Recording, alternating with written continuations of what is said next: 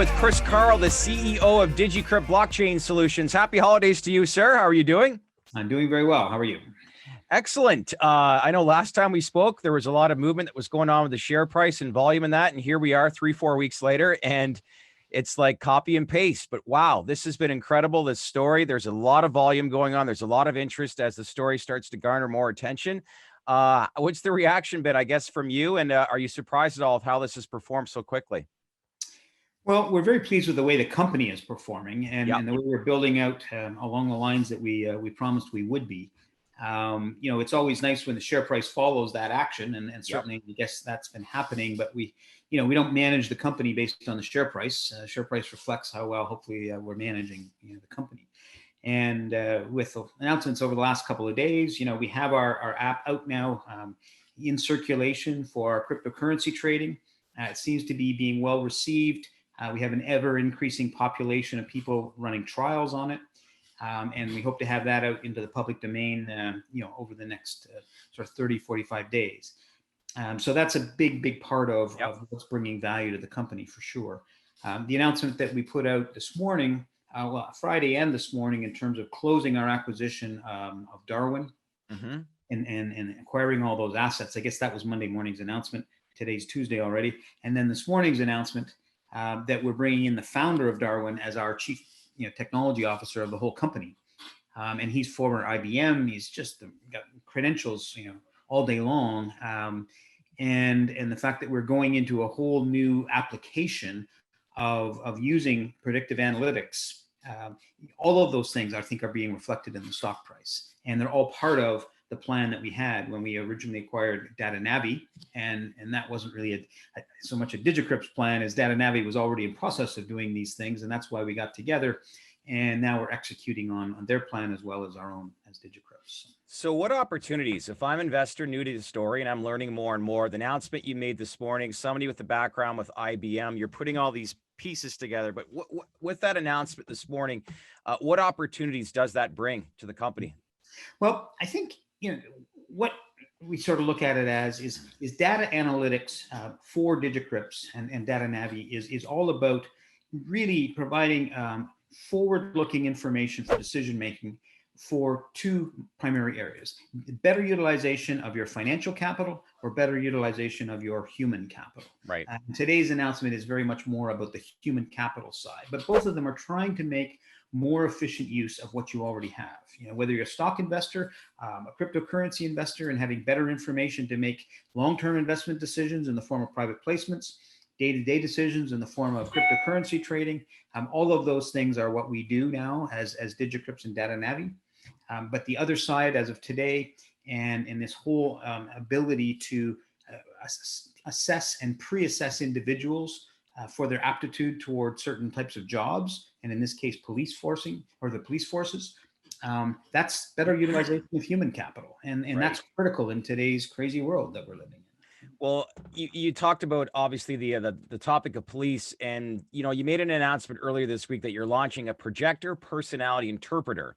So I understand this is obviously being designed to assist with personnel decisions. So maybe talk a little bit more as to how what is it exactly and how it works? Sure. So, anybody who's ever been hired in a larger company has probably gone through some sort of assessments and what have you. Yeah. And it's usually based on a questionnaire that you do, and the results are dependent on how much coffee you've had, how good a sleep you had the night before, and whether you're alert or not. And that's all good information, and we're not putting that down at all. But it's very sort of on the minute and kind of what kind of a mood and place you're in that day. What this technology does is it reaches out into all of the available data about an individual, their social media, electronically, of course, through artificial intelligence, anything that's ever been written about them. It will reach back into their academic records. I mean, anything that's out there that's data. And I mean, on one hand, it's scary because, we're all exposed to this. Yeah. But we all know it's there. And it reaches out and finds that, and it makes an assessment, not based on the questionnaire that you wrote this morning, but based on what your whole life has been like. And then what aptitudes are they looking for? In the case of police forces and what we've been going through, primarily in the United States, but Canada and Toronto has been seeing the same thing. It's a rough world out there. And for sure. on the one hand, we have to have a lot of compassion for anybody who's a policeman, because they're faced Absolutely. every day with the dangers that are, something that the rest of us couldn't even think about. But on the other side, they need people who, in the face of that danger, have proven that they can stand up tall and still be compassionate themselves. Right. And so for new hires, I think, and I'm very much, sort of generalizing, and different roles are, require different aptitudes, but it allows police forces to kind of go back and try to find that specific and unique character that's going to be strong in the face of adversity, Wow, and that's have interesting. compassion at the same time. But there's a second application here, and this has been developed with the police forces, or several police forces, over many, many months now, and even more than a year, even among the groups that they have.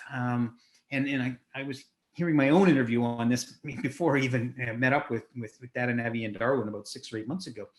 Even among squad cars that are going out, to have a balance within their own group of police people that they already have, where they've got somebody who's kind of really strong, might be a little bit more ruthless because it's tough times, and matching them up, not with somebody who's like-minded, but somebody who's maybe on the more compassionate side. And as a team, That's they're much interesting. stronger than having two people that are very, very similar. And so there's both of these ways that these program can be used. Well, the timing seems to be like incredible because, as you said, like there's your challenging times. You've seen a lot of protesters, especially over the past summer, talking about, defunding the police.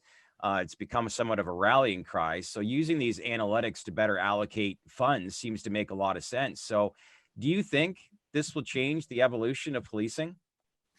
Um, well, change I the know it evolution. sounds a little extreme, but at the same time, it's a fascinating story to say the Well, least. but you've nailed the word. It's everything is an evolution. It's not a revolution, but I think that we are bringing them a tool that does two things. Yes, it saves them massive amounts of money in terms of the hiring process, both in terms of how much more expedient that process can become, as well as avoiding the mistakes, because Right. it's a huge cost, to train somebody who at the end doesn't make it through, because at the end of the day, their personality really doesn't match up with what they filled out on that original questionnaire that one day. Hmm. And so we help avoid that massive amount of training cost that doesn't have to get incurred for people who don't make it through the system.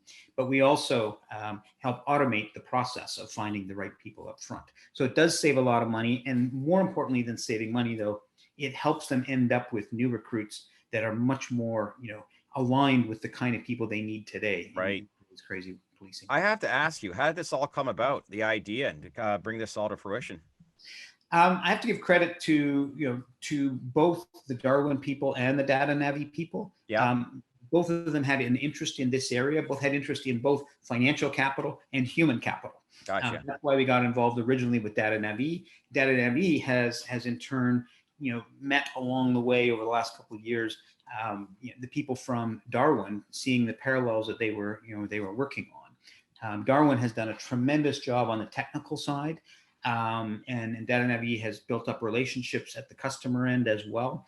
And so between the two groups, I think that we are not only suddenly a world leader in this particular application, but also we've got all of the relationships already embedded in terms of the various police forces, and we're ready to go immediately. And in some cases, it's already been utilized on trial basis by a couple of police forces in the United States. So this is very, very well advanced. Huge. So this seems to me like the tip of the iceberg. You talk about policing, but as there's got to be multiple industries that you could. Not asking you to tell me exactly who you've been speaking to, but at the same time, this has to be the tip of the iceberg as far as other industries with regards to how this application works, right? Well, absolutely, because every company, whether it's 10 employees or whether it's 10,000 employees Right. or 100,000 employees, goes through some form of hiring process and analytical process to figure out whether they're trying to get the right employees. If at no incremental cost, we can give them information that's 5 times better, 5 times more accurate, and frankly 5 times faster. Everybody's going to want to use this. So for now, we're concentrating on using this sort of application within the police forces. That's a big undertaking unto itself. But in time, and whether that's measured in several months or a year or 2 years, we definitely want to open this up into other organizations. Every bank in the world, every large corporation. Here we're partnered with IBM on the one hand, but IBM themselves, hires an awful lot of employees every year, and for them to turn around and be able to use this type of software for their own hiring is going to improve their processes as well.